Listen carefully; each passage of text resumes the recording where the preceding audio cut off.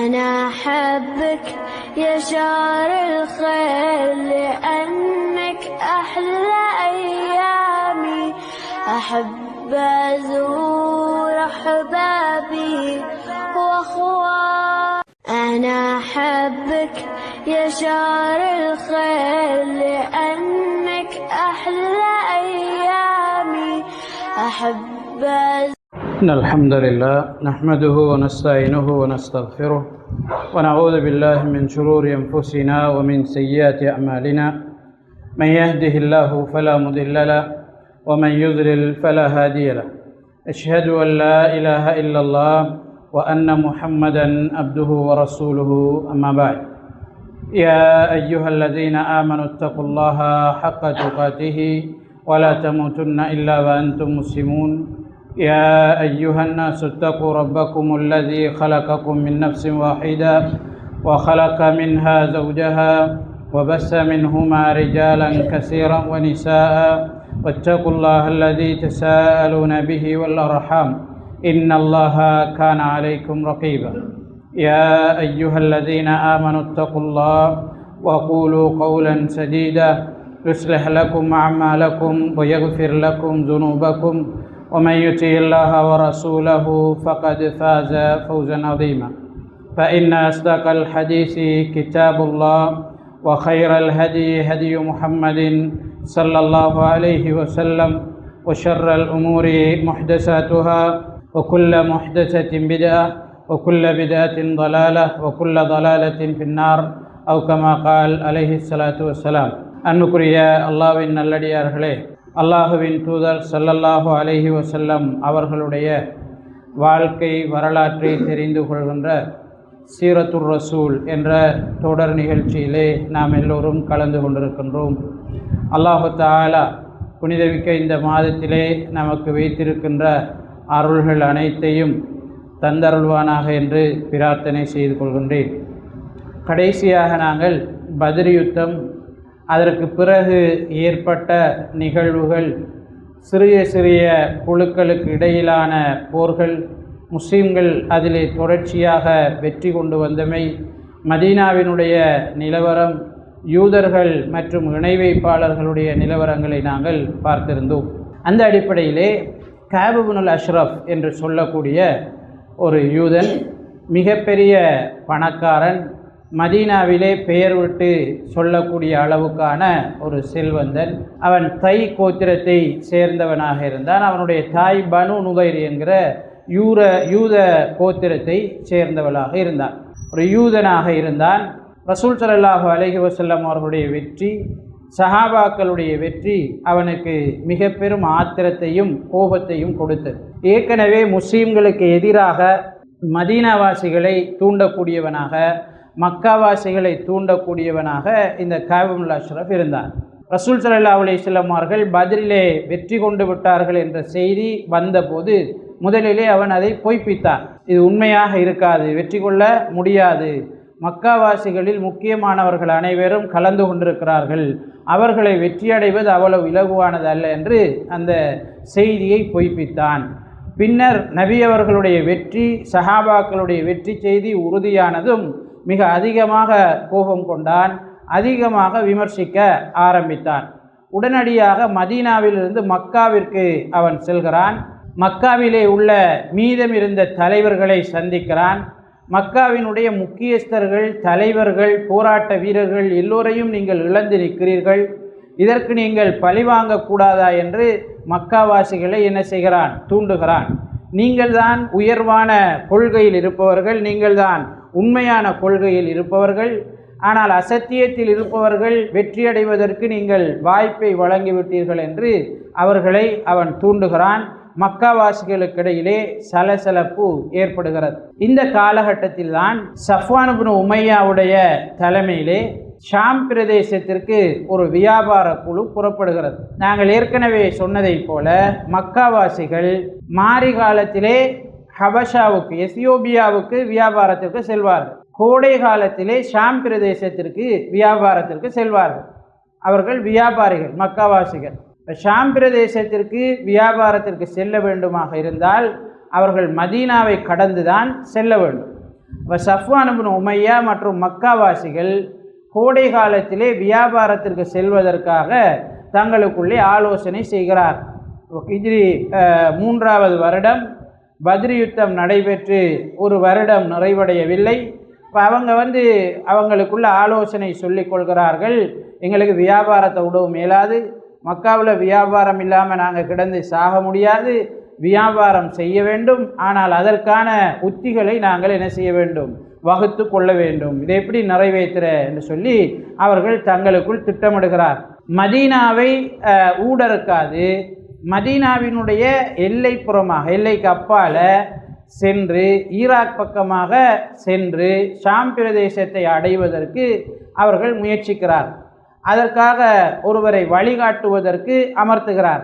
அது மதீனாவாசிகளுக்கு மாத்திரம் தெரியுமான வழி, மக்காவாசிகளுக்கு தெரியாது. அப்போ மதீனாவிலிருந்து ஒருவரைத்தான் அவர்கள் என்ன செய்கிறார்கள், கூலிக்கு அமர்த்தி வழிகாட்டியாக எடுத்துக்கொள்கிறார். சஃப்வான் இப்னு உமையாவினுடைய தலைமையிலே ஷாம் பிரதேசத்தை நோக்கி இப்படி ஒரு வியாபார குழு செல்கிறது என்ற செய்தி நபி ஸல்லல்லாஹு அலைஹி வஸல்லம் அவர்களுக்கு கிடைக்கிறது. உடனடியாக நபி ஸல்லல்லாஹு அலைஹி வஸல்லம் அவர்கள் ஸெய்த் இப்னு ஹாரிஸாவுடைய தலைமையிலே ஒரு குழுவை தேர்வு செய்து அவர்களை அந்த வியாபார குழுவை தடுத்து நிறுத்துவதற்காக அனுப்பி வைக்கிறார். ஏன்னா மக்காவாசிகள் தெரியும், அவங்க என்ன செஞ்சாலும் நபி ஸல்லல்லாஹு அலைஹி வஸல்லம் அவர்களையும் சஹாபாக்களையும் நிம்மதியாக இருக்க விடமாட்டார்கள். ஏற்கனவே மக்காவிலே பத்ரிலே நாங்கள் இழந்ததற்கு கண்டிப்பாக பழிக்கு பழி தீர்ப்போம் என்ற அவர்களுடைய வாக்குறுதிகள், அவர்களுடைய வாய்ச்சவடல்கள் எல்லாம் நடந்து கொண்டிருக்கிறது. அப்போ இந்த நேரத்தில் இந்த குழு போகிறது நபி ஸல்லல்லாஹு அலைஹி வஸல்லம் அவர்களுக்கு சஹாபாக்களுக்கு இந்த குழுவை விடக்கூடாது என்கிற உணர்வை ஏற்படுத்துகிறது. அப்போ அவங்க ஸெய்த் இப்னு ஹாரிஸாவுடைய தலைமையிலே ஒரு குழுவை அனுப்புகிறார்கள். முஸ்லீம்களுடைய ஒரு குழு வருகிறது என்று கேள்விப்பட்டவுடன் அந்த வியாபார குழு முழுமையாக தங்களிடம் இருந்த பொருட்கள் வாகனங்களை எல்லாம் விட்டுட்டு அவங்க என்ன செய்கிறார்கள், சிதறியடித்து ஓடுகிறார்கள், தப்பி விடுகிறார்கள். ஸெய்த் இப்னு ஹாரிஸா அவர்கள் வருகிறார்கள் ரலியல்லாஹு அன்ஹு தன்னோடு இருந்தவர்களோடு சேர்ந்து அந்த வியாபார குழு விட்டு சென்ற பொருட்கள் அனைத்தையும் எடுத்துக்கொண்டு மதீனாவுக்கு வருகிறார்கள். வழிகாட்டியாக சென்றவரும் கைதியாக பிடிபடுகிறார். நபி ஸல்லல்லாஹு அலைஹி வஸல்லம் அவர்களிடம் கொண்டு வரப்படுகிறார். பின்னர் அவர் இஸ்லாத்தை ஏற்றுக்கொண்டார் என்கிற செய்தி நமக்கு தெரியும். இப்போ இந்த சஃப்வான் இப்னு உமையாவினுடைய குழு சென்ற செய்தியும் மக்காவிலே பெரும் சலசலப்பை ஏற்படுத்துகிறது. தொடர்ச்சியாக இந்த பிரச்சனை இருக்கக்கூடாது என்று அவர்கள் முடிவு செய்கிறார்கள். அவங்க நிறைய பேர் என்ன செய்திருந்தார்கள், பத்ருக்களத்திலே இழந்திருந்தார்கள். பத்ருக்களத்தில் இழந்ததற்கு நாங்கள் பழிக்கு பழி தீர்ப்போம் என்கிற முடிவோடு அவர்கள் இருந்தார். அவர்களுக்கு முன்னால் 2 விஷயம் இருந்தது. ஒன்று, சமாதானமாக மதீனாவாசிகளோடு பேசி எங்களுக்கும் உங்களுக்கும் போர் தேவையில்லை, நீங்கள் இருக்கிற மாதிரி நீங்கள் இருங்க, நாங்கள் இருக்கிற மாதிரி நாங்கள் இருந்துக்கிறோம், லக்கும் தீனுக்கும் வலிய தீன், உங்களோட மார்க்கம் உங்களுக்கு, எங்களோட மார்க்கம் எங்களுக்கு, நாம் யாரையும் பற்றி பிரச்சனைப்பட தேவையில்லைன்னு பேசி ஒரு சுமூகமான லெவலுக்கு வாரத்துக்கு அவர்களுக்கு என்ன இருந்தது, வாய்ப்பு இருந்தது. ஏன்னா நபி ஸல்லல்லாஹு அலைஹி வஸல்லம் அவர்கள் போராட்டத்தை விரும்புவோர் கிடையாது.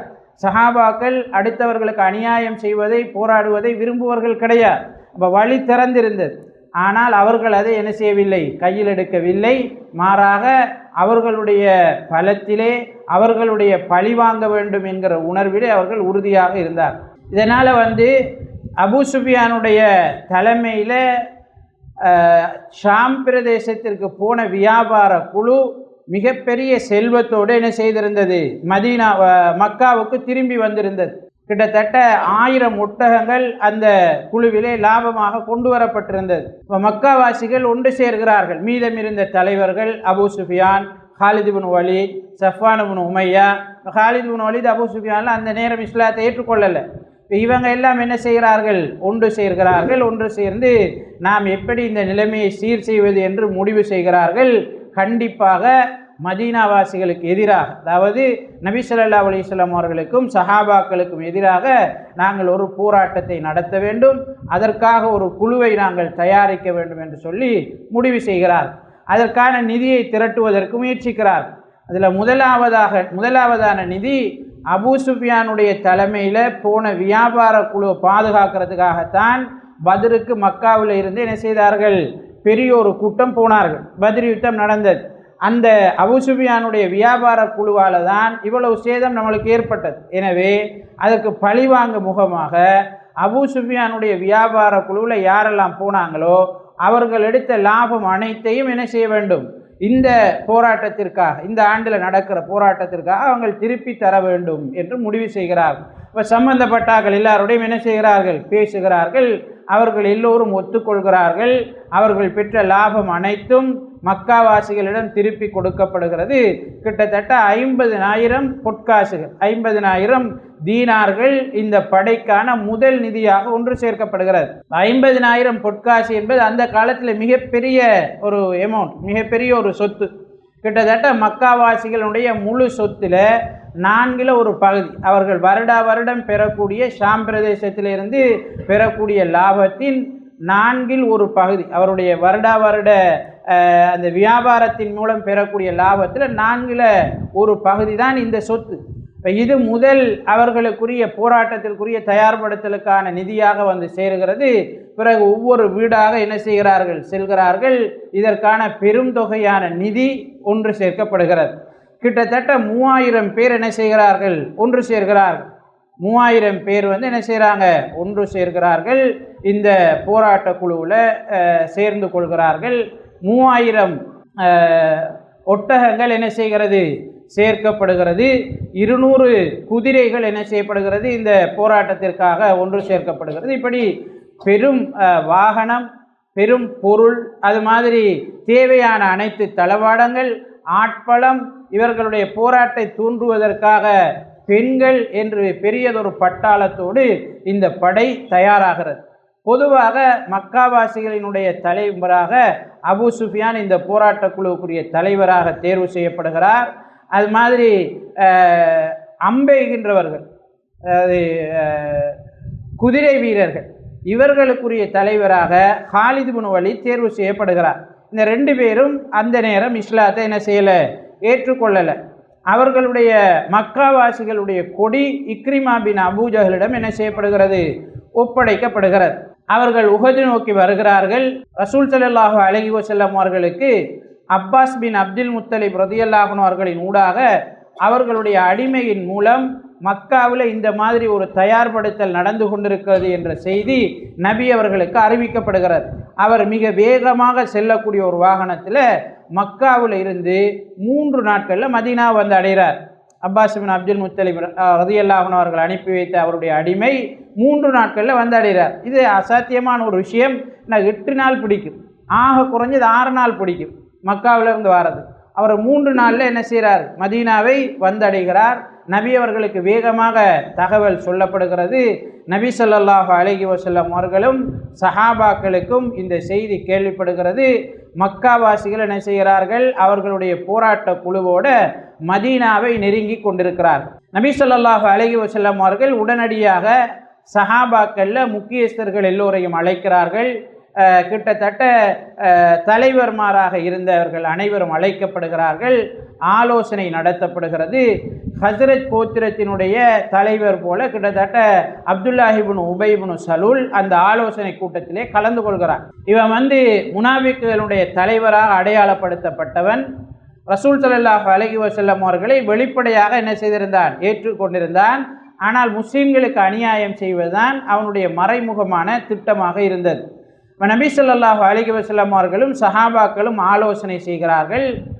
சஹாபாக்களுடைய ஆலோசனை அல்லது அப்துல்லாஹ் இப்னு உபை இப்னு சலூலுடைய ஆலோசனை, நாங்கள் மதீனாவை விட்டு வெளியேறதில்லை, மதீனாவை விட்டு நாங்கள் வெளியில் போகிறதில்லை, மதீனாவுக்குள் அவங்க வந்தால் நாங்கள் தற்காப்பு யுத்தம் செய்வோம், அப்போ பார்த்துக்கொள்வோம், அது வரைக்கும் நாங்கள் எதுவும் செய்கிறதில்லை என்று ஆலோசனை சொல்கிறார். இப்போ நபி ஸல்லல்லாஹு அலைஹி வஸல்லம் அவர்களும் முதற்கட்டமாக இதுக்கு அங்கீகரிக்கிறார். அப்போ முடிவு அதுவாக எடுக்கப்படுகிறது. ஓகே, நம்ம அப்படியே செய்வோம் என்று முடிவாகுது. அப்துல்லாஹ் இப்னு உபை இப்னு சலூலுக்கு சந்தோஷம், அவன் சந்தோஷப்படுகிறான், முடிவை ஏற்றுக்கொண்டு போகிறான். ஆனால் இளம் சஹாபாக்கள் நபி ஸல்லல்லாஹு அலைஹி வஸல்லம் அவர்களை விடலை. குறிப்பாக பத்ர் களத்தில் கலந்து கொள்ளாத சஹாபாக்கள் நபி ஸல்லல்லாஹு அலைஹி வஸல்லம் அவர்களை விடவில்லை. கண்டிப்பாக நம்ம மதீனாவுக்குள்ளே இருக்கக்கூடாது, மதீனாவுக்குள்ளே இருந்தால் நம்மளுக்கு ஆபத்து மதீனாவை விட்டு வெளியேறி கிட்டிய ஒரு தொலைவில் நாங்கள் அவங்கள சந்திக்கணும், அந்த இடத்துல வச்சு அவங்கள நாங்கள் தடுக்கணும், மதீனாவுக்குள்ளே நாங்கள் அவங்கள விடக்கூடாது என்று சொல்லி நபி ஸல்லல்லாஹு அலைஹி வஸல்லம் அவர்களுக்கு தொடர்ந்து ஆலோசனை சொல்கிறார். எந்த அளவுக்குன்னா சில சஹாபாக்கள் சொன்னாங்க, அல்லாஹ்வின் தூதரோடு நாங்கள் பத்ருக்களத்துக்கு போகாததால அநியாயம் செய்து விட்டோம், நாங்கள் தவறிழைத்து விட்டோம். எனவே அல்லாஹு தஆலா இன்னும் ஒரு தடவை அந்த எதிரிகளை எங்கள் கண் முன்னே காட்ட வேண்டும் என்று நாங்கள் அல்லாஹ்விடம் பிரார்த்தனை செஞ்சிட்டு இருந்தோம். அல்லாஹு தஆலா எங்களுக்கு அப்படியான ஒரு வாய்ப்பை தந்திருக்கிறான், அதை நீங்கள் தட்டி கழிக்க வானா, நம்ம எல்லாருமே என்ன செய்வோம், வெளியேறுவோம் என்று சஹாபாக்கள் நபி ஸல்லல்லாஹு அலைஹி வஸல்லம் அவர்களுக்கு ஆலோசனை சொல்கிறார். நபி ஸல்லல்லாஹு அலைஹி வஸல்லம் அவர்களும் இந்த ஆலோசனையை ஒரு கட்டத்திலே ஏற்றுக்கொள்கிறார். வெள்ளிக்கிழமை ஜும்மா தொழுகை நடைபெறுகிறது. தொழுகை முடிந்ததற்கு பிறகு ரசூல் ஸல்லல்லாஹு அலைஹி வஸல்லம் அவர்கள் சஹாபாக்களுக்கு அறிவிக்கிறார்கள், நாம் எல்லோரும் உஹதை அடைய இருக்கிறோம், மதீனாவிலிருந்து வெளியேற இருக்கிறோம், எல்லோரும் போராட்டத்திற்கு தயாராகுங்கள் என்று நபி ஸல்லல்லாஹு அலைஹி வஸல்லம் அவர்கள் அறிவிக்கிறார். இப்போ சஹாபாக்களுக்குள்ள சந்தோஷம். ஏன்னா ஏற்கனவே மக்காவாசிகள் உஹதில் என்ன செஞ்சிருந்தார்கள், தங்கியிருந்தார்கள். அப்போ உஹதில் போய் சந்திக்கிறது தான் நபி அவர்களுடைய திட்டமாக இருந்தது. நபி ஸல்லல்லாஹு அலைஹி வஸல்லம் அவங்க சஹாபாக்களை தயார்படுத்துகிறாங்க. அசர் தொழுவிக்கிறார்கள். அசர் தொழுகைக்கு பிறகு நபி ஸல்லல்லாஹு அலைஹி வஸல்லம் அவர்கள் தன்னுடைய போராட்ட அங்கியை அணிந்து கொண்டு என்ன செய்கிறார்கள், வெளியேறுகிறார். முஹாஜிர்களுக்கு நபி ஸல்லல்லாஹு அலைஹி வஸல்லம் அவர்கள் முஸ்அப் இப்னு உமைரை தலைவராக்குகிறார். அது மாதிரி அன்சார்களில் 2 கூட்டத்தை அறிந்தார்கள். ஹவுஸ் கோத்திரத்தாருக்கு உசைத் இப்னு ஹுதைர் அவர்களை தலைமையாக்குகிறார்கள். ஹஸ்ரத் கோத்திரத்தாருக்கு ஹப்பாப் இப்னு முந்திரை என்ன செய்கிறாங்க, ரசூல் ஸல்லல்லாஹு அலைஹி வஸல்லம் அவர்கள் தலைவராக்குறாங்க. மதீனாவுக்கு நபி அவர்கள் வெளியேறினால் மதீனாவினுடைய விவகாரங்களை அவதானித்துக் கொள்வதற்காக இப்னு உம்மு மக்தூம் ரலியல்லாஹு அன்ஹு அவர்களை பொறுப்பாக்குகிறார். பொறுப்பாக்கிட்டு படை என்ன செய்கிறது, நகர்கிறது. உஹதை நெருங்கிய போது நபி ஸல்லல்லாஹு அலைஹி வஸல்லம் அவர்கள் இரவு நேரமாகிறது, ஒரு 50 பேரை காவலுக்கு வைத்துவிட்டு ஓய்வெடுக்கிறார்கள். அந்த நேரம் முஸ்லீம்களுக்குள்ள அப்துல்லாஹ் இப்னு உபை இப்னு சலூல் ஒரு சலசலப்பை உருவாக்குறான். முஹம்மது ஏற்கனவே எடுத்த தீர்மானத்தில் இருக்கவில்லை.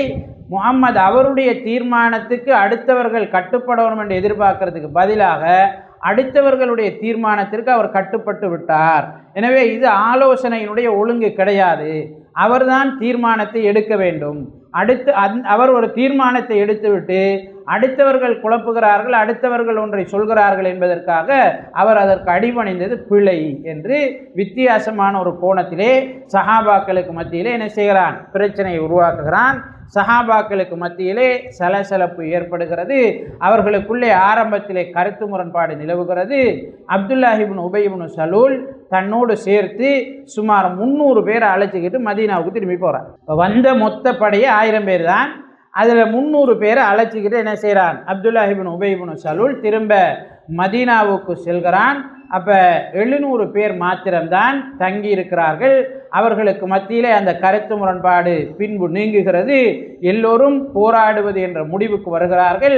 நபி ஸல்லல்லாஹு அலைஹி வஸல்லம் அவர்களோடு போராட்ட களத்தை நோக்கி விரைகிறார். நபி ஸல்லல்லாஹு அலைஹி வஸல்லம் அவர்கள் போராட்ட களத்துக்கு போனவுடனே யார் யார் எங்கே நிற்கணும் என்று சொல்லி என்ன செய்கிறார்கள், பிரிக்கிறார். அதில் நன்றாக அம்பை எய்யக்கூடிய வீரர்கள் 50 பேரை தேர்வு செய்து ஜபலுர் ருமாத் என்று சொல்லக்கூடிய உஹதில் இருக்கக்கூடிய சின்னொரு மலைக்குன்று. உஹது என்பது ஒரு மலைத்தொடர், கிட்டத்தட்ட 9 கிலோமீட்டருக்கு அப்பால் நீண்டு செல்லக்கூடிய ஒரு மலைத்தொடர் தான் உஹது மலை. அந்த உஹது மலைக்கு நேர் எதிராக இருக்கக்கூடியதான் ஜபலுர் ருமாத் என்று சொல்லக்கூடிய ஒரு குன்று. இப்போ இந்த சுவர் உஹது மலைன்னு வச்சுக்கிட்டிங்கன்னா இந்த மேசை ஜபலுர் ருமாத். இந்த ஜபலுர் ருமாத்துக்கு பக்கத்தில் ஒரு ஓடை ஒன்று என்ன செய்கிறது, போகிறது, ஒரு பள்ளம் போகிறது. மக்காவாசிகள் வலப்பக்கமாக இந்த ஜபலுர் ருமாத்துக்கு வலப்பக்கமாக என்ன செய்கிறார்கள், குடிகொண்டிருக்கிறார். ரசூல் ஸல்லல்லாஹு அலைஹி வஸல்லம் அவர்களும் சஹாபாக்களும் உஹது களத்திலே இந்த ஜபலுர் ருமாத்துக்கு இடப்பக்கமாக என்ன செய்கிறார்கள், கூடாரத்தை அடிக்கிறார், அங்கு தங்குவதாக தீர்மானிக்கிறார். ஜபலுர் ருமாத் கிட்டத்தட்ட ரசூல் ஸல்லல்லாஹு அலைஹி வஸல்லம் அவர்களுக்கும் சஹாபாக்களுக்கும் பின்னால் எதிரிகள் தாக்காமல் இருக்கிறதுக்கு பாதுகாக்கப்பட வேண்டிய ஒரு பொட்டாக ஜபலுர் ருமாத் இருக்குது. அப்போ வலது பக்கமாக மக்காவாசிகள் இருக்கிறார்கள், அவங்க அந்த ஓடையால் வந்து ஏறினால் பின்பக்கமாக நபி அவர்களையும் சஹாபாக்களையும் என்ன செய்யலாம், பார்க்கலாம். அப்போ இதை பார்க்கறதுக்குரிய ஒரு இடமாக, இப்படி வராமல் தடுக்கிறதுக்குரிய ஒரு இடமாகத்தான் ஜபலுர் ருமாத் இருக்கிறது. இப்போ நபி ஸல்லல்லாஹு அலைஹி வஸல்லம் அவர்கள் ஜபலுர் ருமாத்தில் 50 அம்பெய்யக்கூடிய, நன்றாக அம்பெய்யக்கூடிய சஹாபாக்களை என்ன செய்கிறாங்க, இருப்பாட்டுறாங்க. அவர்களுக்கு தலைவராக அப்துல்லாஹ் இப்னு ஜுபைரை நியமிக்கிறாங்க. இப்போ அப்துல்லாஹ் இப்னு ஜுபைருக்கு நபி ஸல்லல்லாஹு அலைஹி வஸல்லம் அவர்கள் சொல்கிறார்கள், அந்த படைக்கு சொல்கிறாங்க, என்ன நடந்தாலும் நான் உங்களுக்கு கட்டளையிடுவதற்கு முன்னர் நீங்கள் என்ன செய்யக்கூடாது, இந்த மலையிலிருந்து இறங்கக்கூடாது சொல்லி என்ன செய்கிறாங்க, நபி ஸல்லல்லாஹு அலைஹி வஸல்லம் அவர்கள் கட்டளையிடுகிறார். அப்போ இந்த போராட்டம் வந்து ஜபலுர் ருமாத்துக்கும் உஹதுக்கும் இடையில தான் நடக்க போகிறது. உஹது மலைக்கும் இடையில தான் நடக்க போகிறது. உஹது என்ற இடத்தில் நடக்க போகுது. அப்போ முஸ்லீம்கள் பின்புறமாக வந்து தாக்கப்படாமல் இருப்பதற்கு பாதுகாப்பு அரணாக ஜபலுர் ருமாத் என்ன செய்யப்படுகிறது, நபி ஸல்லல்லாஹு அலைஹி வஸல்லம் அவர்களால் தயார்படுத்தப்படுகிறது. இந்த நேரத்தில் மக்காவாசிகளுக்கு இடையில் இந்த போராட்டத்தை எப்படி முன்னெடுக்கிற என்ற திட்டமிடல் என்ன செய்யப்படுகிறது. அவர்களுக்குள்ள பெண்கள் மக்காவாசிகளை என்ன செய்கிறார்கள், அதிகமாக தூண்டுகிறார்கள். எந்த அளவுக்குன்னா அபூ சுஃபியானுடைய மனைவி ஹிந்தா என்ன செய்கிறார், அவர்களுக்குள்ள ஒவ்வொரு கூடாரமாக சென்று ஜாஹிலிய கால கவிதைகளை படித்து அவர்களுடைய வீரங்களையும் ஆக்ரோஷங்களையும் ஞாபகப்படுத்தி முஸ்லீம்களுக்கு எதிராக தூண்டுகின்ற வேலையை செய்து கொண்டிருக்கிறார். இந்த டைமில் முஸ்லீம்களுடைய அணியை சீர்குலைக்கிறதுக்கான ஒரு முயற்சியும் முன்னெடுக்கப்படுகிறது. அபூ சுஃபியான் வந்து மதீனாவாசிகளை தனிமையாக சந்திக்கிறார். உங்களுக்கும் எங்களுக்கும் பிரச்சனை கிடையாது, நீங்கள் நல்லவர்கள், உங்களை நாங்கள் மதிக்கிறோம், உங்கள் ஊடாகத்தான் நாங்கள் வர்த்தகம் செய்யணும், நம்ம எல்லாரும் நல்லா தான் இருந்தோம், இவங்க எங்களிலிருந்து வந்தவர்கள் தான் உங்களுக்கு பிரச்சனை, உங்களுக்கும் எங்களுக்கும் இடையில் பிரச்சனையாக இருக்கிறார். அப்போ அவங்கள சந்திக்கிறதுக்காக தான் நாங்கள் வந்திருக்கிறோம், நீங்கள் இதிலேருந்து விட்டுருவாயிருங்க, நீங்கள் இதை விட்டுடுங்க, நாங்கள் அவங்களோட என்ன செய்கிறோம், எங்களோட பிரச்சனையை பார்த்து கொள்கிறோம், நீங்கள் வரவானான்னு சொல்லி மதீனாவாசிகளோடு மக்காவாசிகளுடைய போராட்ட குழுவினுடைய தலைவராக இருந்த அபூ சுஃபியான் பேசுகிறார். ஆனால் மதீனாவாசிகள் என்ன செய்யலை, இதை அங்கீகரிக்கலை, அவங்க அங்கீகரிக்க மாட்டாங்க. அங்கீகரிக்கலை, அவர்கள் என்ன செய்கிறார்கள், ஒரே முடிவாக மறுத்து விடுகிறார். இப்போ அபூ சுஃபியானுக்கு அது தோல்வி அடைகிறது. பின்னர் மதீனாவாசிகளில் மக்காவாசிகளுக்கு சார்பாக இருந்த சில யூதர்கள், முனாபிக்குகள், நயவஞ்சகர்களின் ஊடாக மதீனாவாசிகளுக்குள்ள ஒரு சலசலப்பை ஏற்படுத்தி இந்த குழுவை பிரிக்கிறதுக்காக, இந்த திட்டங்களை திசை திருப்புறதுக்கான ஒரு முயற்சி முன்னெடுக்கப்படுகிறது. இந்த ரெண்டாவது முயற்சியும் அவர்களுக்கு என்ன செய்கிறது, தோல்வியில் முடிவடைகிறது. தோல்வியில் முடிவடைஞ்ச உடனே சஹாபாக்கள், நபி அவர்களோடு எஞ்சியிருந்த சஹாபாக்கள் அனைவரும் போராட்டத்திற்கு தயாராகிறார்கள். காலையாகிறது. தல்ஹா பின் அபி தல்ஹா என்கிற மக்காவாசி என்கிற முஷ்ரிக் மக்காவாசிகளுடைய கொடியை சுமந்தவனாக மதீனாவாசிகளுக்குள்ள முன்னால் வாரான். இப்போ போராட்டம் வந்து அப்படித்தான் ஆரம்பிக்கும். பத்ர் யுத்தத்தில் ஆரம்பித்த மாதிரி முன்னால் ஒருவர் வருவார், அவரை சுற்றி போராட்டம் நடக்கும். அதற்கு பிறகு போராட்டம் உக்கிரமடையும், எல்லோரும் சேர்ந்து போராடுவார். இதுதான் அந்த காலத்தில் இருந்த போராட்ட முறைமை. இப்போ தல்ஹா பின் அபி தல்ஹாவை பொறுத்தவரையில் மிக பெரும் வீரன் என்று மக்காவில் பெயர் பெற்ற ஒருவர், அவனை சந்திக்கிறதுக்கு யாராலும் முடியாது என்று சொல்லப்பட்ட ஒருவர். அப்போ அவன் வந்து வீராப்பு பேசிக்கொண்டு மதீனாவாசிகளுக்கு முன்னால் வருகிறான். போராட்ட களத்தில் நடை பெருமையை உருவாக்குவதை போன்றுதான் இருக்கும். இப்போ நடக்கிற போராட்டங்களையும் செய்திகளையும் எடுத்து பார்த்தீங்கன்றால் தோற்றாலும் தோற்ற மாதிரி காட்டப்படாது. அதான் பொதுவாக போராட்ட களத்தில் இருக்கிற ஒரு நியதி. அவங்க வீரமாகத்தான் தங்களை என்ன செய்வார்கள், சித்தரித்து கொள்வார்கள். நபி ஸல்லல்லாஹு அலைஹி வஸல்லம் அவர்களும் போராட்ட களத்தில் மட்டும்தான் இந்த பெருமையை வெளிக்காட்ட முடியும் என்று அனுமதித்திருந்தார்கள். இப்போ போராட்ட களத்தில் தங்களை பற்றிய பெருமைகளை தங்களை பெருசுபடுத்துகிற மாதிரி தான் என்ன செய்யணும், கதைச்சி கொள்ளணும். அதுதான் தனக்கும் தன் சார்ந்த அணிக்கும் ஒரு நம்பிக்கையை கொடுக்கக்கூடியதாக இருக்கும். அப்போ தல்ஹாபின் எப்படி நிலைமை இருந்தாலும் இப்படி தான் கடைசி வரைக்கும் இருப்பாங்க போராட்ட காலத்தில். இப்போ நீங்கள் ஈராக் யுத்தத்தில் எடுத்து பார்த்தீங்கன்னா தாரிக் பின் அப்துல் அசீஸா அவர் உபஜனாதிபதியாக இருந்தவர் பகுதாது அமெரிக்கா படம் வந்து பிடிச்சிட்டு, ஆனால் பிடிக்கலன்னு தான் அவர் என்ன செஞ்சிருந்தார், பேட்டி கொடுத்து கொண்டு இருந்தார். எதுவும் நடக்கலை, எல்லாமே எங்கட கண்ட்ரோலில் இருக்குன்னு தான் பேட்டி கொடுத்து கொண்டு இருந்தார். அப்போ அவரை அப்புறம் என்ன செய்தாங்க, வாங்கினாங்க, இப்படி விட்டாங்க. அவங்கெல்லாம் சேர்ந்து தான் அந்த மாதிரி நடந்து கொண்டாங்கன்னு பிறகு வரலாறு தெரிய வந்தது. இப்போ அந்த போராட்ட காலத்தில் அப்படி தான் கடைசி வரைக்கும் என்ன செய்வார்கள், இருப்பார்கள். இப்போ தல்ஹா பின் அபி தல்ஹா வந்து இந்த மாதிரி வந்த உடனே ஜுபைர் ரலியல்லாஹு அன்ஹு முன்னுக்கு போகிறாங்க. அவனோடு சண்டையிட்டு அவனை கொலை செய்கிறார்கள். திரும்ப மக்காவாசிகளில் ஒருவர் கொடியை எடுக்கிறார். முந்தைய போராட்ட களங்களில் கொடி மிக மிக முக்கியமானது. கொடி சாய்ந்து விடக்கூடாது. போராட்ட காலத்தில் கொடி சாய்ந்து சென்றால் அந்த அணி தோல்வி என்று ஆயிடும். மக்காவாசிகளுக்கோ முஸ்லீம்களுக்கோ அவர்களுடைய கொடி உயரமாக தெரிய வேண்டும். அப்போ தான் எங்கட ஆக்கள் எங்கே நிற்காங்கன்றது விளங்கும். எங்களோட ஆக்களுடைய பலம் இன்னும் குறையவில்லை என்ற உணர்வு எல்லாருக்கும் என்ன செய்யும், வரும். அப்போ தல்ஹா பின் அபி தல்ஹா கிட்ட இருந்து கொடி விழப்போனோடனே அதை இன்னொரு மக்காவாசி எடுக்கிறார். அவரும் வீழ்கிறார். இன்னொருவர் எடுக்கிறார். கிட்டத்தட்ட 9 பேர் எடுக்கிறார்கள். 9 பேரும் வீழ்கிறார்கள். மக்காவில் இருந்த ஒரு அடிமை, சிறிய ஒரு அடிமை சவாப் என்று சொல்லக்கூடியவன் திரும்ப கொடியை எடுக்கிறான். அவனும் கொலை செய்யப்படுகிறான். கொடி வீழ்கிறது. போர் உக்கிரமடைகிறது. எல்லா பக்கங்களிலும் போராட்டம் நடந்து கொண்டிருக்கிறது. இப்படி நடந்து கொண்டிருக்கிற சந்தர்ப்பத்தில் நபி ஸல்லல்லாஹு அலைஹி வஸல்லம் அவர்கள் ஜுபைர் ரலியல்லாஹு அன்ஹு அவர்களை புகழுகிறார்கள். தல்ஹாவை கொலை செஞ்ச உடனே நபி ஸல்லல்லாஹு அலைஹி வஸல்லம் அவங்க சொல்கிறாங்க, நிச்சயமாக ஒவ்வொரு நபிக்கும் உதவியாளர் இருந்தார், என்னுடைய உதவியாளர் ஜுபைர் என்று நபி ஸல்லல்லாஹு அலைஹி வஸல்லம் அவர்கள் சொன்னார். போராட்ட களம் உக்கிரமடைகிறது. ஹம்சா ரலியல்லாஹு அன்ஹு அவர்கள் வஹ்ஷ் இப்னு ஹர்பால கொலை செய்யப்படுகிறார். வஹ்ஷ் இப்னு ஹர்பை பொறுத்தவரை ஜுபைர் இப்னு முத்தீமுடைய அடிமையாக இருந்தவர். அப்போ ஜுபைர் இப்னு முத்தீமுடைய சாச்சா கொலை செய்யப்பட்டிருந்தார் பத்ர் களத்தில். அவருக்கு பழிக்கு பழி வாங்குவதற்காக ஹம்சாவை கொலை செய்தால் நீ உரிமையிடப்படுவாய் என்று வஹ்ஷுக்கு ஏற்கனவே உரிமை பத்திரம் வழங்கப்பட்டிருந்தது. அவரோட ஒரு ஒப்பந்தம் இருந்தது. அப்போ வஹ்ஷ் இப்னு ஹர்ப் வந்து அதற்காகவே என்ன செய்கிறான், ரெடியாகிறான். அவன் சொல்கிறான், இந்த போராட்ட காலத்தில் எனக்கு வேறு ஒன்றுமே என்ன செய்யலை, இருக்கலை. ஹம்சாவை கொலை செய்யணும், நாம் விடுதலை பெறணும் என்றது மட்டும்தான் எனக்கு இருந்த ஒரே டார்கெட்.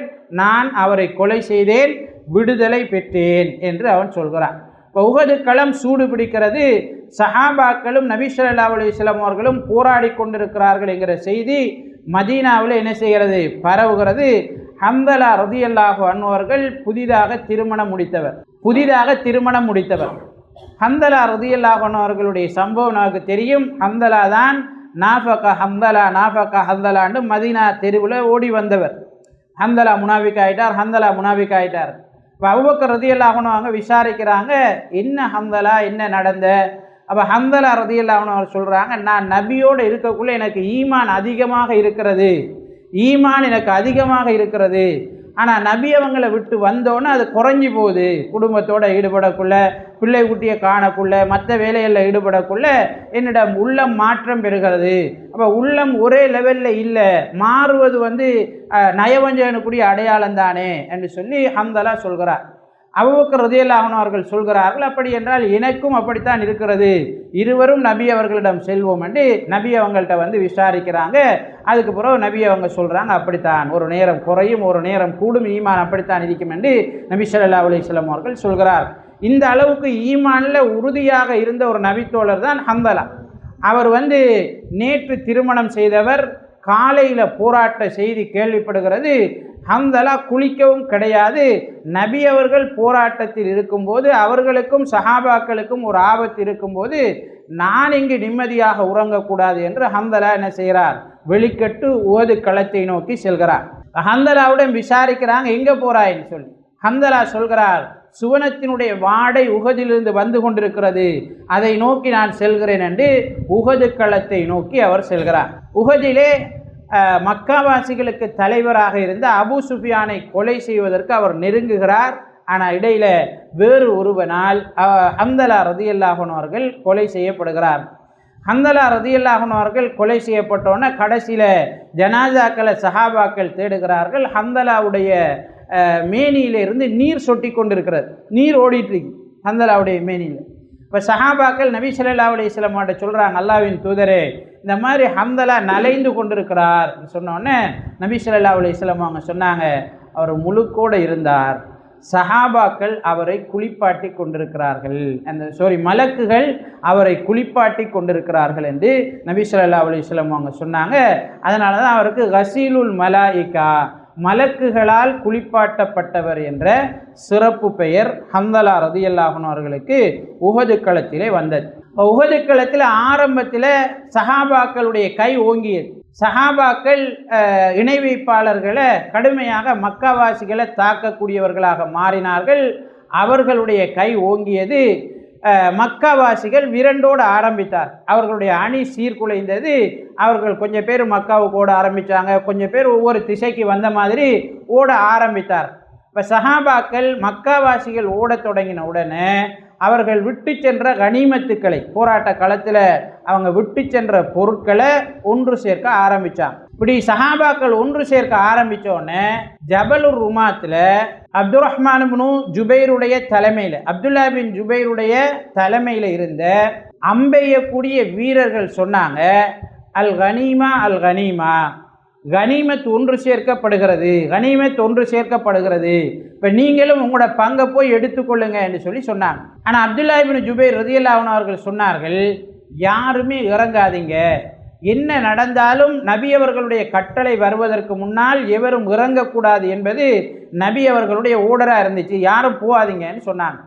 ஆனால் சஹாபாக்கள் சொன்னாங்க, மக்காவாசிகள் தான் ஓடிட்டாங்களே, மக்காவாசிகள் யாரும் இல்லை, மக்காவாசிகள் ஓடிட்டாங்க, இப்போ நாங்கள் ஏன் சும்மா இந்த மலை குன்றில் இருக்கணும்? இப்போ நபி அவங்க போராட்டம் முடியும் வரைக்கும் தான் அதை சொன்னாங்க.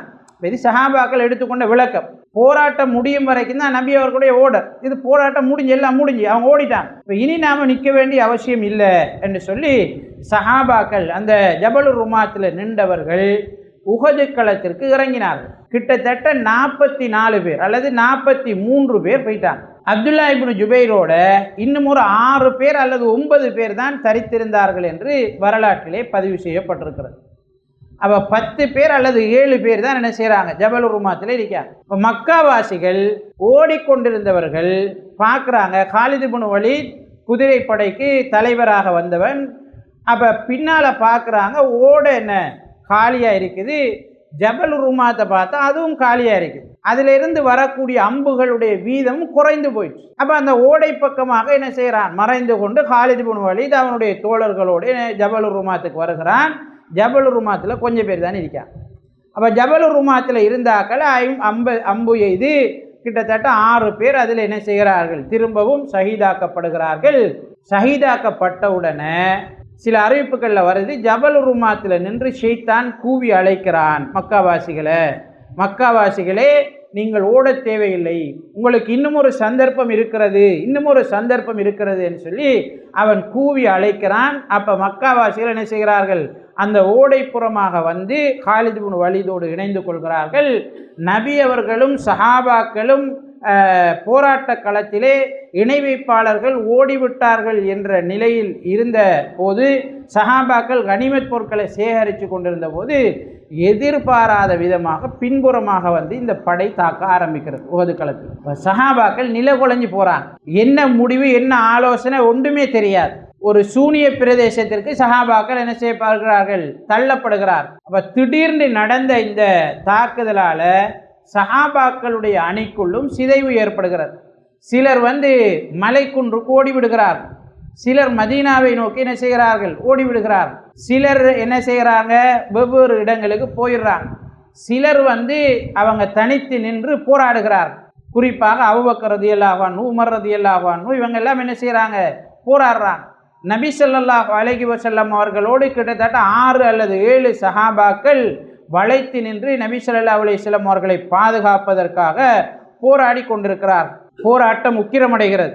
சஹாபாக்கள் வந்து என்ன செய்கிறாங்க, சிதறி ஓடுகிறார்கள், மதீனாவை நோக்கி போகிறாங்க. மதீனாவில் வழியில் நின்று கொண்டு மதீனாவில் இருந்த பெண்கள் திரத்துகிறார் சஹாபாக்களை. சில சஹாபாக்கள் ஒரு இடத்துல போய் உட்கார்றாங்க, என்ன செய்கிறேன்னு ஒரு முடிவில்லை, உட்கார்றாங்க ஒரு இடத்துல போய். அந்த நேரமாக பார்த்து நபி ஸல்லல்லாஹு அலைஹி வஸல்லம் அவங்க மௌத்தாயிட்டாங்க என்ற செய்தியும் பரவு. நபி ஸல்லல்லாஹு அலைஹி வஸல்லம் அவர்கள் மரணித்து விட்டார்கள் என்கிற செய்தியும் என்ன செய்கிறது, பரவுகிறது. நபி ஸல்லல்லாஹு அலைஹி வஸல்லம் அவர்களை இலக்கு வைத்து மக்காவாசிகள் தாக்க ஆரம்பிக்கிறார். நபி ஸல்லல்லாஹு அலைஹி வஸல்லம் அவர்களுடைய போர்க்கவசம் உடைகிறது.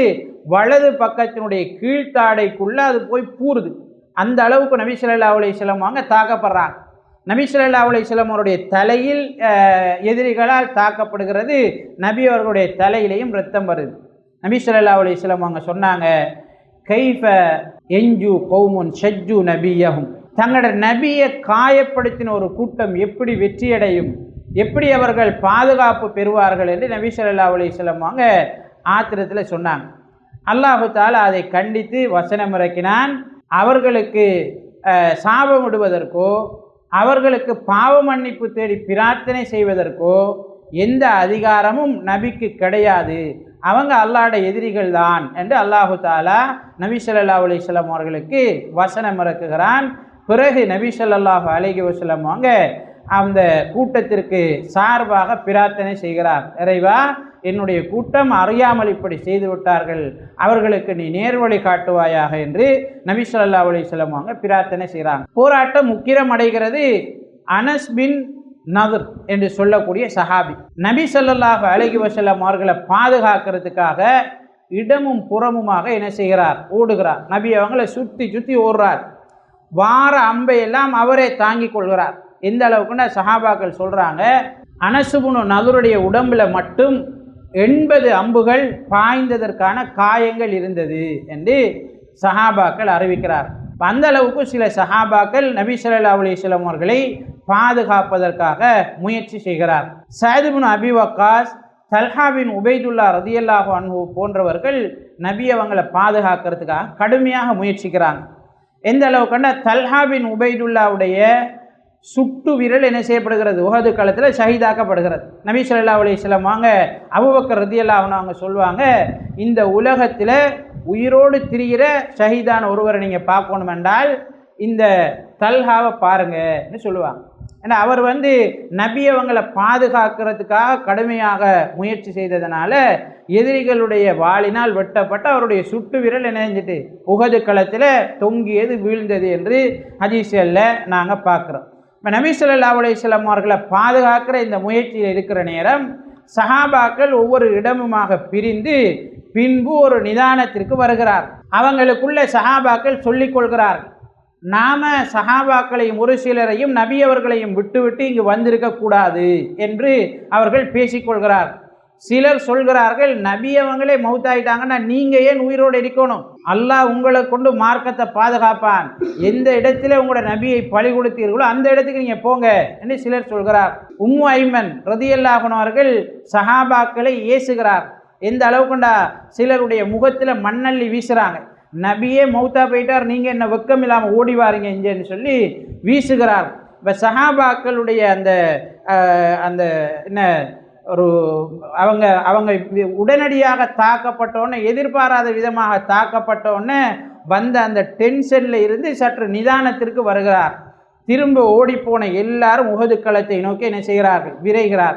விரைஞ்ச உடனே இணை வைப்பாளர்களுக்கு அவர்களை சமாளிக்க முடியாமல் போகிறது. இணை வைப்பாளர்களுக்கு அவர்களை சமாளிக்க முடியாமல் போகிறது. திரும்ப யுத்தம் என்ன செய்கிறது, 3வது கட்டமாக மூழுகிறது. யுத்தம் உக்கிரமடைகிறது. ரசூல் ஸல்லல்லாஹு அலைஹி வஸல்லம் அவர்களை சூழ சஹாபாக்கள் ஒரு சிலர் தான் இருந்தார். அவர்களை சூழ இருந்த சஹாபாக்கள்ல கிட்டத்தட்ட 6 பேர் மௌத்தாயிட்டாங்க. 3 பேர் தான் இருக்காங்க. ஸஅத் பின் அபி வக்காஸும் தல்ஹா பின் உபைதுல்லாவும் இன்னொரு சஹாபி. அடுத்த சஹாபி காயப்பட்டு அவரால் எழும்ப முடியாமல் கிடக்கிறார். ஸஅத் பின் அபி வக்காஸும் தல்ஹா பின் உபைதுல்லாவும் தான் நபி அவங்களை பாதுகாக்கிறதுக்கான முயற்சியில் இருக்காங்க. அப்போ இந்த குழு வந்த உடனே அவங்க எல்லாரும் சேர்ந்து நபி ஸல்லல்லாஹு அலைஹி வஸல்லம் அவர்களை அவங்களில் ஒரு குழு வளைத்து கொள்கிறார்கள். நபி அவங்க ஒரு மடுவுக்குள்ளே விழுகிறாங்க. நபி அவர்களை பாதுகாப்பதற்காக போராட்டம் நடக்கிறது. பிறகு போராட்டம் உக்கிரமடைகிறது. நபி அவர்கள் சஹாபாக்கள் சொல்கிறார்கள், நபி அவர்களை பாதுகாப்பதற்காக எங்களில் இல்லாத மனிதர்கள் இறங்கியதை நாங்கள் பார்த்தோம் சொல்கிறாங்க. எங்களில் இல்லாத, எங்களுக்கு தெரியாத பலர் அதுக்குள்ளே நின்றாங்கன்னு சொன்னாங்க. நபி ஸல்லல்லாஹு அலைஹி வஸல்லம் அவங்க சொன்னாங்க, அது ஜிப்ரீலும் மீகாயிலும் வந்திருந்தார்கள். மீகாயில் மலைகளுக்கு பொறுப்பான மலக்கு, அவரும் வந்திருந்தார்கள். சஹாபாக்களோடு சேர்ந்து மலக்குகளும் யுத்த களத்திலே போராட்டத்தில் இருந்தார்கள் என்பதை இந்த வரலாறுகள் நமக்கு சொல்கிறது. நபி ஸல்லல்லாஹு அலைஹி வஸல்லம் அவர்களும் சஹாபாக்களும் 3வது தடவை என்ன செய்கிறார்கள், வெற்றி அடைகிறார்கள். மக்காவாசிகளினுடைய அந்த படை அடக்கப்படுகிறது. திரும்ப அவர்கள் மக்காவை நோக்கி விரண்டோட ஆரம்பிக்கிறார்கள். அன்புக்குரிய அல்லாஹ்வின் நல்லடியார்களே, போராட்டம் முடிந்ததற்கு பிறகு சஹாபாக்களிலே மரணித்தவர்களை தேடுவதற்கான முயற்சிகள் நடக்கிறது. மரணித்தவர்கள் ஒன்று சேர்க்கப்படுகிறார்கள். அவர்களிலே ஹம்சா ரதியல்லாஹு அன்ஹு அவர்கள் கொடூரமான முறையிலே மரணித்திருக்கிறார்கள். அபூபக்கர் ரதியல்லாஹு அன்ஹு அவங்க சொல்கிறாங்க, அன்றைய தினம் நபி அவர்கள் அழுததை போல வேறு ஒரு தினமும் அழுததை நான் காணவில்லை என்று சொல்கிறாங்க. அந்த அளவுக்கு நபி ஸல்லல்லாஹு அலைஹி வஸல்லம் அவர்கள் கடுமையாக அவருடைய மறைவுக்காக கவலைப்பட்டார்கள். முஸஅப் இப்னு உமைர் ரதியல்லாஹு அன்ஹு அவர்களும் கொலை செய்யப்பட்டிருந்தார். இப்படி பல சஹாபாக்கள் கொலை செய்யப்பட்டிருந்தார்கள். நபி அவர்கள் அவர்களுக்காக தொழுகை நடத்துகிறார்கள், பிரார்த்தனை செய்கிறார்கள். அவருடைய ஆடை, மரணித்தவர்களுடைய ஆடையில் கவனிடாமல் குளிப்பாட்டாமல் அடக்கம் செய்யப்படுகிறது. மொத்தமாக கபர் வெட்டப்படுகிறது. ஒரு கபருக்குள்ளே 2 பேர் 3 பேர் என்ற அளவில் சேர்த்து என்ன செய்யப்படுகிறார்கள், அடக்கப்படுகிறார். சஹாபாக்கள் வருகிறார்கள், அல்லாஹ்வின் தூதரே, முஸஅப் இப்னு உமைரை முழுமையாக போர்த்த முடியாமல் உள்ளது. அவருடைய ஆடையை நாங்கள் கவனுக்காக எடுத்தபோது, போற்றுவதற்கு எடுத்தபோது அவருடைய தலையை மறைத்தால் கால் தெரிகிறது, காலை மறைத்தால் தலை தெரிகிறது என்று சொன்னார். முஸஅப் இப்னு உமைர் யார்? மிகப்பெரிய செல்வந்த வீட்டு மகன். அவர் ஒவ்வொரு நாளைக்கும் ஒரு ஆடையை அணிஞ்சு மக்காவில் திரிஞ்சவர். அதாவது ஒரு நாளைக்கு ஒரு உடுப்பு கொடுத்தா அதை அடுத்த நாளைக்கு உடுக்க மாட்டார், அடுத்தது புதிய உடுப்பு தான். அந்த அளவுக்கு பணக்கார். விலை உயர்ந்த செருப்புக்களை அணிந்து திரியக்கூடியவர். அவர் ஒரு இடத்துல இருந்து போனார் என்றால் 2-3 நாளைக்கு அவர் அந்த இடத்துக்கு வந்திருக்கார் என்று அடையாளம் இருக்குமா. அந்த அளவுக்கு விலை உயர்ந்த வாசனை திரவியங்களை பூசக்கூடிய ஒருவர். பொதுவாக அரேபியர்கள்ட்ட வாசனை திரவியம் முக்கியமானது. அவங்க அன்று தொடக்கம் இன்று வரைக்கும் வாசனை திரவியங்களை பாவிக்கிறதுல விருப்பம் உடையவர்கள். இப்போ மிக விலை உயர்ந்த வாசனை திரவியங்களை பாவிக்கக்கூடியவர் முஸஅப் இப்னு உமைர்.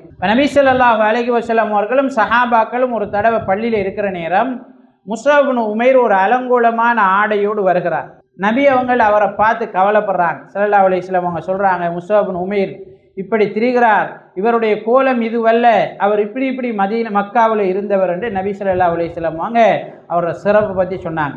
ஒரு மிகப்பெரிய செல்வந்தனுடைய முடிவு கவனிடுவதற்கு முழுமையான ஆடை இல்லாமல் இருக்கிறது. நபி ஸல்லல்லாஹு அலைஹி வஸல்லம் அவங்க சொன்னாங்க, அவருடைய தலையை மறையுங்கள், காலை கொத்துக்களால் வைத்து மறைத்து விடுங்கள் என்று நபி ஸல்லல்லாஹு அலைஹி வஸல்லம் அவர்கள் சொன்னார்.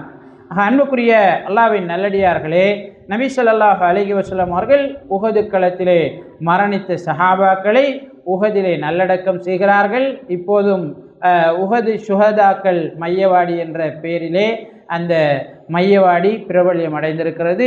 உஹது மலைக்கு பக்கத்திலே அது என்ன இருக்கிறது, ஹம்சா ரதியல்லாஹு அன்ஹு அவருடைய கபரடி என்று ஒரு கபரை நீளமாக கற்களால் என்ன செய்திருக்கிறாங்க, அடையாளப்படுத்தியிருக்கிறாங்க. அல்லாஹு அலம் அதுதானா இல்லையான்னு தெரியாது, ஆனால் அதுதான் என்று என்ன செய்கிறார்கள், அடையாளப்படுத்துகிறார்கள்.